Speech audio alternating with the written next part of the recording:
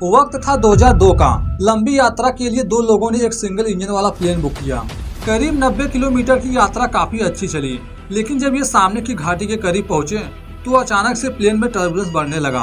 Plane जिस इलाके में था वहां से मीलों दूर तक ऊंची ऊंची पहाड़ियों के अलावा एक भी इंसानी बस्ती नहीं थी। प्लेन को टेक ऑफ करते वक्त पायलट को जिस बात का डर होता है आखिर में वही हुआ। प्लेन क्रैश होकर बर्फीली चट्टानों के ऊपर गिर पड़ा। The Rocky Mountain Metropolitan Airport. Now, residents in Superior have been long frustrated about the... Also from Broomfield, a plane crashed this afternoon, killing... A small single-engine plane en route to Rocky Mountain Metro. When a routine sightseeing flight crashes into the Colorado Rockies, all of a sudden, near... Three friends fight to stay alive. समय था जनवरी 2002 का। America के state Noida के रहने वाले दो भाई घूमने के लिए पहुंचे हुए थे फार्मिंगटन नामक जगह पर।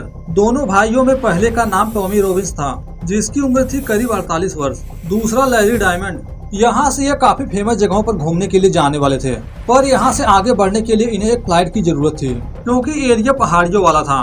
दोनों भाइयों ने यहाँ से जाने के लिए एक सिंगल इंजन वाला प्लेन सेस्ना 172 बुक किया।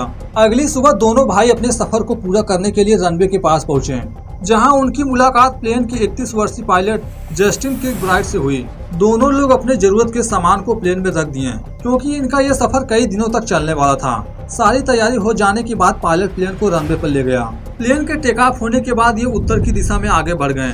करीब 60 मील की दूरी तय करने के बाद लगभग 90 किलोमीटर के आसपास प्लेन पहाड़ी एरिया में पहुँच गया, जहाँ का तापमान बहुत ही कम रहता है। रात के वक्त तो तापमान पहुंच जाता है माइनस में। जाते वक्त बीच रास्ते में इन्होंने प्लेन की ऊंचाई काफी कम किए थे, ताकि दोनों भाई नीचे के नज़ारे को आसानी से देख सकें, ताकि अपने कैमरे में भी रिकॉर्ड कर पाएं। अगले कुछ घंटों में जब प्लेन तुरंगो क्रीक घाटियों में पहुंचा तो अचानक से प्लेन में टर्बुलेंस बढ़ने लगा। उनके साथ ये सब क्या हो रहा था पायलट को कुछ भी समझ में नहीं आया।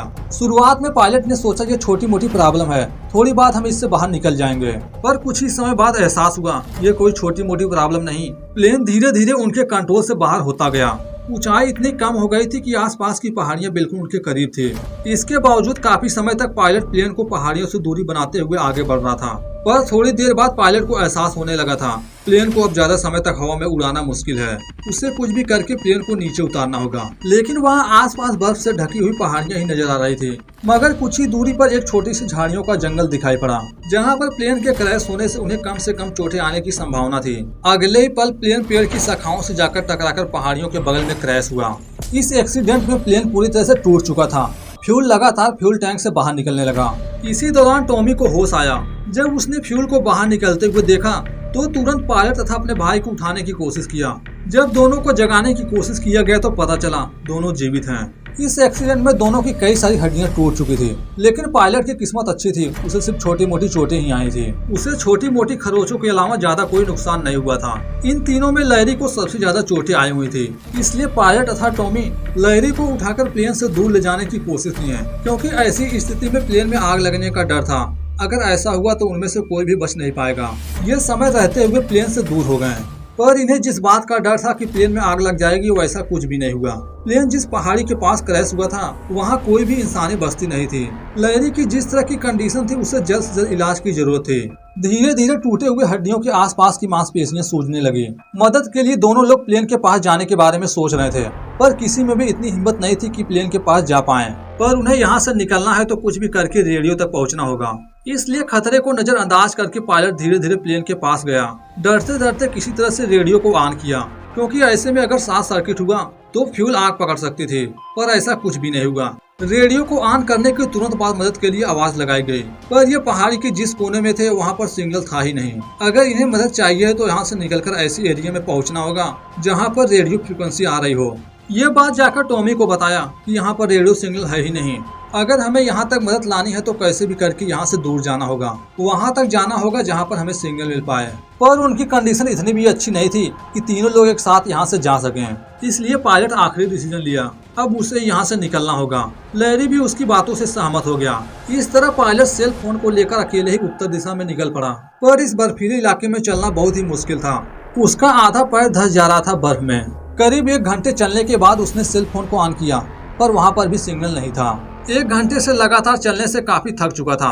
मगर फिर भी वहाँ रुका नहीं, दोबारा से चलने लगा। प्लेन क्रैश पॉइंट पर फंसे हुए दोनों लोगों की कंडीशन हर पल खराब होती जा रही थी। दोनों लोगों की आखिरी उम्मीद पायलट ही था। पायलट को चलते चलते करीब 2 घंटे बीत चुके थे। जहाँ पर वो पहुंचा था वहाँ पर भी सिग्नल नहीं था। 2 से 3 घंटे, 3 से 4 घंटे हो गए, ना ही सिग्नल मिला, ना कोई इंसानी बस्ती। चलते चलते पायलट जंगली एरिया में पहुंचा, जहाँ के पेड़ पौधे बर्फ से ढक चुके थे। लगातार 4 घंटे से चलने से उसे भूख प्यास लगने लगी।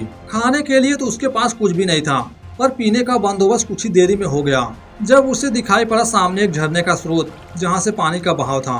उसने तुरंत वहाँ पर पानी पिया और दोबारा उसी पानी के बहाव में आगे बढ़ गया। उसे कहीं न कहीं उम्मीद था यह पानी का स्रोत कहीं तो जाकर नदी से मिलता होगा। ठंड भी अपने चरम पर थी। करीब 5 घंटे चलने के बावजूद भी उसे किसी भी प्रकार की कोई मदद नहीं मिली। उसके बाकी 2 साथी की कंडीशन प्लेन क्रैश पॉइंट पर पड़े पड़े खराब होती जा रही थी। लैरी फिर भी थोड़ा बहुत चल फिर सकता था, लेकिन टॉमी की कंडीशन बहुत ही खराब हो चुकी थी। वह पिछले 5 घंटों से सिर्फ जमीन पर लेटा पड़ा था। दोनों को जब भूख प्यास लगने लगी तो लैरी वहाँ से उठकर पानी की तलाश में थोड़ा आगे चलने की कोशिश किया, पर उसके अंदर से एक ही आवाज आ रही थी, बेटा तुमसे ना हो पाएगा। थोड़ी दूर चलने के बाद जब उसे किसी तरह का कोई भी मदद नहीं मिला तो वह दोबारा से प्लेन के अंदर गया, इस उम्मीद में शायद जरूरत के सामान अभी भी प्लेन के अंदर मौजूद हों। जिस तरह इन दोनों की कंडीशन खराब थी, उसी तरह की सिचुएशन पायलट की भी थी। पिछले 5 घंटों से लगातार चलने के बावजूद उसे ना ही कोई रेडियो सिग्नल मिला, ना किसी इंसान से मदद, पर वह रुका नहीं बल्कि चलना जारी रखा। करीब 6 घंटे बाद उसकी मेहनत रंग लाई। 6 घंटे चलने के बाद उसके सेल फोन में नेटवर्क दिखाई देने लगा। इस दौरान उसने 10 मील करीब 16 किलोमीटर की दूरी तय कर ली थी। उसने तुरंत हेल्पलाइन नंबर पर कॉल किया। इस समय शाम भी होने वाली थी। धीरे धीरे तापमान नीचे गिरने लगा। ऐसी स्थिति में टॉमी के बॉडी को गर्म रखना बहुत ही जरूरी था, इसलिए लैरी अपने टूटे हाथ के बावजूद प्लेन के सीट को उखाड़कर करीब लाया। इसी के साथ देवदार के पेड़ की शाखाओं की मदद से छोटा सा छप्पर बनाने की कोशिश किया। ऐसा कुछ भी वह करने में कामयाब तो नहीं हुआ, मगर इन सारी चीजों की वजह से वे लोग कुछ समय तक ठंड से बच सकते थे। उस समय तापमान -20 डिग्री सेल्सियस के करीब पहुंच चुका था। इसी समय पायलट ने मदद के लिए अमेरिकी मिलिट्री फोर्स को सारी बातें बताया। कुछ समय इंतजार करने के बाद उसे ले जाने के लिए वहां से कुछ ही दूरी पर दुरांगो माउंटेन स्की रिजॉर्ट से एक हेलीकॉप्टर आया, जो उसे वहां से रिजॉर्ट के पास ले गया। ये चाहते तो पायलट के साथ उन दोनों को भी बचाने के लिए उसी समय जा सकते थे, पर उन्हें उस जगह के बारे में कुछ भी पता नहीं था। वह जगह है कहाँ, वहाँ पर सिचुएशन है कैसी, इसलिए कैप्टन को वहीं से वापस ले गए। उसे जो भी छोटी मोटी चोटें आई थी इलाज करवाया गया। उसी दौरान किटलैंड एयरबेस से मदद मांगी। सूरज के डूबने से पहले उन्हें बचाने के लिए MS-25 payload helicopter mount skin resort जाने के लिए रवाना हो गया। देखा जाए तो वहां जाना बेवकूफ़ी था। इन्हें तो सीधा प्लेन क्रैश पॉइंट पर जाना चाहिए था, पर ऐसा नहीं था। दरअसल उन्हें उस लोकेशन के बारे में कुछ भी पता नहीं था। पायलट के अलावा कोई भी नहीं जानता था उस जगह के बारे में, इसलिए उन्हें पायलट को अपने साथ ले जाना जरूरी था। पर मिलिट्री हेलीकॉप्टर के वहां पहुंचते पहुंचते रात हो गया। सुबह होने तक ये इंतजार नहीं कर सकते थे, इसलिए इन्होंने पायलट से सारी जानकारी निकाली उस जगह के बारे में जहाँ पर प्लेन क्रैश हुआ था। पायलट भी उन्हें सारी बातें बताया उस इलाके के बारे में। यह भी बताया कि वहाँ की पेड़ की ऊंचाई करीब 60 फीट यानी 18 मीटर के आसपास होगी, इसलिए उन्हें वहां पहुंचने से पहले थोड़ी सावधानी बरतनी होगी। उन दोनों की हेल्थ के लिए जितनी भी चीजों की जरूरत थी, सारा सामान हेलीकॉप्टर में लोड किया जाने लगा। पूरे 7 लोगों के साथ पायलट को भी मिलाकर 8 लोगों के साथ हेलीकॉप्टर निकल पड़ा दोनों को बचाने के लिए। रेस्क्यू टीम सिर्फ हेलीकॉप्टर से ही नहीं थी, बल्कि उन लोगों के अलावा 4 लोग स्नोमोबाइल के साथ उन्हें बचाने के लिए जमीन के रास्ते आ रहे थे। जैसा कि यहाँ से उनकी दूरी 16 किलोमीटर यानी 10 मील की ही थी, इसलिए ये बहुत ही जल्द वहाँ पहुँच गए। पर रात होने की वजह से नीचे का कुछ भी देख पाना बहुत ही मुश्किल था। जब ये लोग वहाँ पर पहुँचे थे तो उस समय सुबह के 3 बज रहे थे। तापमान था -20 डिग्री सेल्सियस के आसपास। हेलीकॉप्टर जब उस इलाके में पहुँचा तो उसकी आवाज वे दोनों लोग भी सुन लिए थे। लैरी उठकर प्लेन के टूटे हुए हिस्से से इशारा करने की कोशिश किया, मगर मिलिट्री हेलीकॉप्टर उनसे काफी दूरी पर थी। करीब आने पर भी हेलीकॉप्टर उनके नजदीक से होकर गुजर गया। उन लोगों की उन दोनों पर नजर पड़ी ही नहीं। दोनों को ढूंढने की काफी लंबे समय तक कोशिश चली। 2 बार हेलीकॉप्टर उन दोनों के नजदीक से आकर वापस चला गया था। ये देख दोनों लोग काफी निराश हुए। थोड़े समय बाद उन्हें एहसास हुआ जैसे उनके आसपास कोई जानवर मौजूद हो। दोनों लोग अलर्ट हो गए, पर उनका सामना ऐसे किसी भी जानवर से नहीं हुआ। इस दौरान हेलीकॉप्टर उनसे काफी दूर जा चुका था। पायलट लगातार उन्हें ढूंढने की कोशिश में लगा था, पर चाहकर भी उन्हें ढूंढ नहीं पाया। इस समय दोनों लोग भी काफी नाराज थे। हेलीकॉप्टर इतने करीब आकर वापस चला गया, पर थोड़ी देर बाद अचानक से हेलीकॉप्टर की आवाज सुनाई पड़ी, जो आ रही थी दोबारा से उनके पास। इस बार टॉमी यह मौका हाथ से नहीं जाने देना चाहता था, इसलिए उन पेड़ों की शाखाओं से बाहर निकलकर खुले एरिया में गया, जहां जाकर कैमरे के फ्लैश लाइट को बार बार ऑन ऑफ करने लगा। इस बार उनकी ये कोशिश सफल हुई। हेलीकॉप्टर के पायलट की नजर पड़ गई उन पर। ये देख हेलीकॉप्टर धीरे धीरे नीचे आने लगा, पर उन्हें कहाँ पता था उन दोनों के बचाने के चक्कर में इन 8 लोगों की जान खतरे में पड़ने वाली है। रात होने की वजह से उनकी नजर ऊंचे ऊंचे पेड़ों पर नहीं पड़ी, जिस कारण हेलीकॉप्टर का पिछला रोटर पेड़ों से जाकर टकरा गया। हेलीकॉप्टर उस दौरान 70 फीट की ऊंचाई पर था। उसी ऊंचाई से नीचे गिरने लगा। प्लेन जब जमीन से टच हुआ था तो उसके कई सारे पार्ट्स टूटकर अलग हो गए थे, पर शुक्र था 8 में से किसी को भी कोई गंभीर चोटें नहीं आई थी। सभी लोग सही सलामत थे। इस एक्सीडेंट के बाद जब हेलीकॉप्टर की आवाज दोबारा से आनी बंद हो गई तो दोनों लोग यही सोच रहे थे, इस बार भी वे लोग हमें नहीं देख पाए, वापस चले गए। जैसा कि हमने पहले बताया, उन 8 लोगों के अलावा 4 और लोग भी जमीन के रास्ते स्नोमोबाइल से आ रहे थे। हेलीकॉप्टर के क्रैश होने से पहले उन्हें यहाँ का लोकेशन दे दिया गया था, इसलिए थोड़ी देर बाद वे लोग वहाँ पहुँच गए। वे चारों लोग ना कि दोनों को बचाएं, बल्कि हेलीकॉप्टर में फंसे हुए अपने साथियों को भी।